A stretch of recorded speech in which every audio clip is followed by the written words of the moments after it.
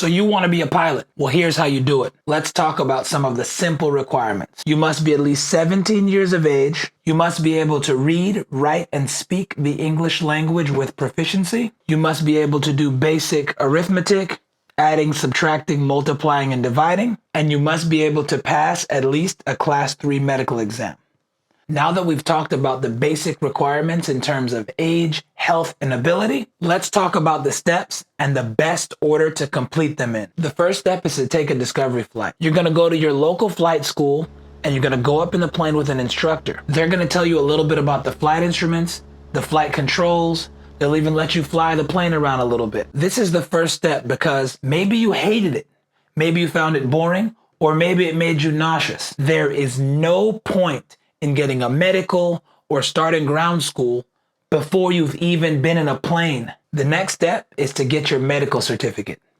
So find an AME or aviation medical examiner and get the appropriate medical certificate that fits your goal. If you want to be an airline pilot or a professional pilot, I suggest looking into a Class 1 medical. If you just want to fly around for fun and have amazing experiences like I do, then go with a Class 3 medical certificate. This is the second step because you can save yourself a lot of frustration and money by knowing in the beginning that you are or are not capable of being a pilot due to your medical status. It may be that you can't be an airline pilot because you can't pass a Class 1 medical. All you can do is pass a Class 3 and you can just be an aviation hobo like me. Next, you're going to want to start ground school. I suggest doing it online. This is where you're going to become a lawyer, a meteorologist, and ultimately find out what kind of mechanic you're going to become. Flight training is expensive, and an instructor will charge you somewhere around $70 an hour for ground. I'm in California, where the air is expensive. The purpose of ground school is to give you all of the aeronautical knowledge to pass the FAA written test, which is one of the major steps that you'll need before you can take your check ride. To pass, you will only need a 70% or better, but you're going to want to do as well as possible because anything you miss is sure to come up on your check ride, which is the licensing exam. This will be the foundation of your training and will give you an understanding of the concepts and jargon that you're going to use throughout the rest of your flight training and throughout the rest of your flying career. There are many ground schools out there. You've got King, Sporty's, Gold Seal. Heck, your local city college likely has an in-person course that meets weekly throughout the semester. The one that I chose and highly recommend is Part-Time Pilot. Nick does a great job of explaining the concepts. All of the lessons are available in written form, audio, and via video. So whatever style of learner you are, they have something for you. There are weekly Q&A live sessions and tons of FAA written practice tests, allowing you to accurately predict what your score is going to be on the FAA written. On all of my practice tests, I received an 85. Guess what score I received on my official FAA written test? An 85.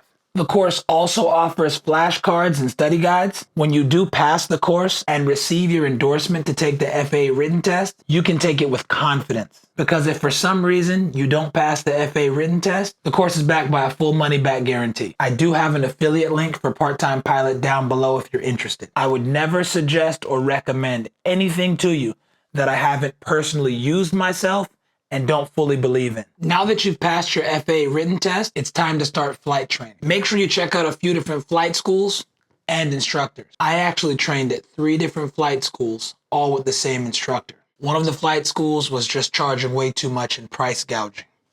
Another one had a really abrasive owner. The third flight school was actually great.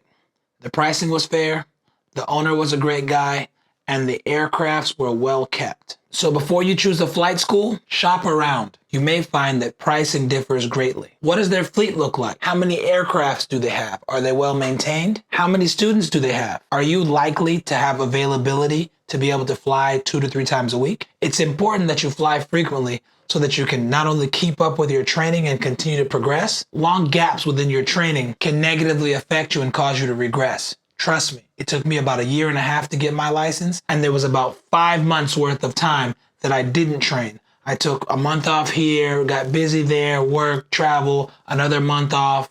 So I did regress. I had to go back and work on specific maneuvers that I fell behind on. My landings went to crap. So to save yourself both time and money, Make sure you have enough time in your busy schedule to be able to study and that you have the financial freedom to be able to pay for your flight training. Again, you want to get this all done within a short amount of time. 3 to 6 months is a fair goal, and at that rate, you will spend the least amount of money. Now that you know how to choose a flight school, let's talk about how to choose an instructor. Choosing an instructor who you vibe with and whose teaching style resonates with you is extremely important. You're likely to spend somewhere around 40 to 50 hours at least with this person, either doing ground training, check ride prep, or sitting in the airplane flying. If your instructor's teaching style doesn't resonate with you and doesn't work for you, then get a new instructor. Ultimately, they work for you. Don't misconstrue what I'm saying. This is not an open endorsement to go out there and disrespect your flight instructor. I'm simply saying if their teaching style isn't working for you, then get a new flight instructor and find someone whose does. Because at the end of the day, you are spending your own money. This is your training. Make sure you're doing your part. That means studying on your free time, chair flying, keeping your skills sharp. If you're doing those things and not getting it, then maybe it is time for a change. Now let's talk about the fun part, flying the airplane. Plan to book 2-hour sessions. You'll probably fly for about 1.4 to 1.6 hours per session. The first 10 to 15 minutes, you'll be doing a pre-flight. The last 10 to 15 minutes after flying, you'll be taking your drawers off. I mean debriefing, doing a debrief. There it is. English is my first language. I should have known that. That's on me. Training will be challenging. In the beginning, you're likely to struggle with radio traffic, taxiing, and the most difficult thing of all, landings. Landings take a ton of patience. That's not a skill or quality I possess. It took me a very long time to get landings down, and even longer before I heard these words. Yes. You left some powder on the runway.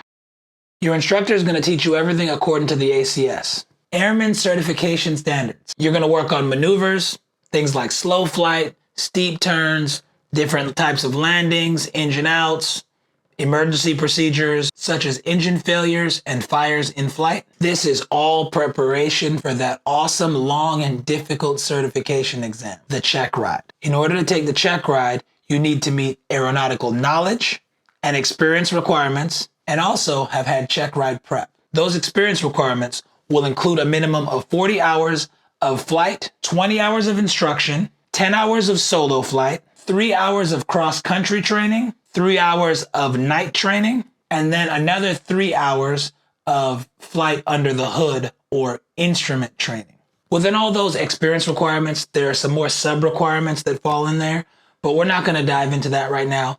When the time comes, your instructor will make sure you've got all of that dialed in. With that being said, it's really important to keep in mind that the national average, according to the FAA website, is actually 75 hours of training before students are ready and receive that endorsement to take their check ride. So don't get frustrated. It's going to take a while. I was ready at about 80. I couldn't get a check ride scheduled, so I continued to fly for the next few months to remain proficient. It is what it is. I'm here now and I don't plan on going anywhere. Lastly, you'll have the check ride. So you finally meet all the requirements and you have your endorsement from your instructor. Now your instructor is going to help you schedule a check ride and fill out all the paperwork. I hope you've kept up with your knowledge and all the information you learned during ground school. You should aim to schedule at least a few mock oral check rides with your instructor and maybe another instructor to get another perspective. This is going to give you a great idea of where you are. You're going to go over the ACS standards as well as those questions that you missed on that FAA written exam. You see why you needed to do as well as possible, even though 70 passes? That just makes your check ride potentially longer and longer. You've done all the training. You've got your mock orals knocked out. Those went well. You've knocked out a few check rides, the flying portion with your instructor, and those went well. The only thing to do now is to ice it on test day. I can make a whole nother video that goes on for 45 minutes about the day of the check ride. If you want me to, I will. Go ahead and comment down below. But a little information on what that test day is going to be like.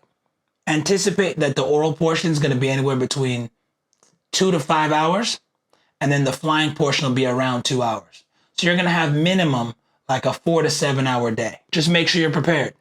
You're going to be nervous. You're going to sleep terribly. Let's put this into context. I run into burning buildings for a living. and I couldn't sleep. I was clammy, I was stressed, I was anxious. But test day for me went very well, and I walked away with one of these. Well, actually, not that, because they give you a paper temporary, and this bad boy comes in the mail about 2 to 3 weeks later. So best of luck to you. I'll be uploading mock oral check rides, some of the trips and journeys that I go on.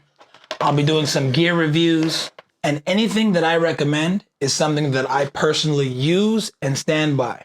If I think it's crap, I 100% will tell you, this is crap, avoid it. Fly safely, enjoy your journey, and most importantly, have fun. Flying is one of the most fun things I've ever done. It's an amazing hobby. I'm looking forward to some amazing experiences, some awesome adventures, and I hope you guys join in for the ride. So make sure you like and subscribe, and I'll see you guys next time. Peace.